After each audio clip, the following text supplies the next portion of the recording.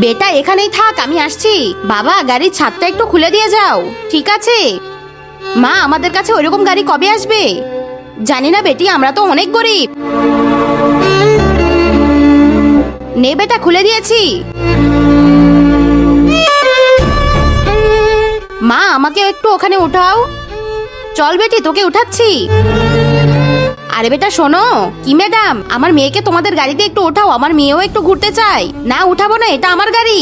আরে বেটা কেমন কথা বলছো, ও তোমার ছোট বোনের মতো, ওকে উঠাও। না বাবা, আমি উঠাবো না, এটা আমার গাড়ি, শুধু আমিই খেলবো।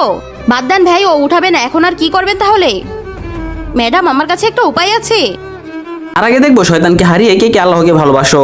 যারা আল্লাহকে ভালোবাসো তারা ভিডিওটিতে লাইক করে চ্যানেলটি সাবস্ক্রাইব করে দাও, আর যারা শয়তানকে ভালোবাসো তাদের লাইক সাবস্ক্রাইব করার দরকার নেই, আর কমেন্টে আল্লাহু আকবার লিখে যাও। মা অনেক মজা লাগছে। বাবা আমি ওই ঝুপড়িতে উঠতে চাই। কেন, তোকে ঝুপড়িতে উঠতে দিবে ওরা? তুই ওকে গাড়িতে উঠতে দিয়েছিলি? চলো আমি তোমাকে আবার গাড়িতে উঠাবো।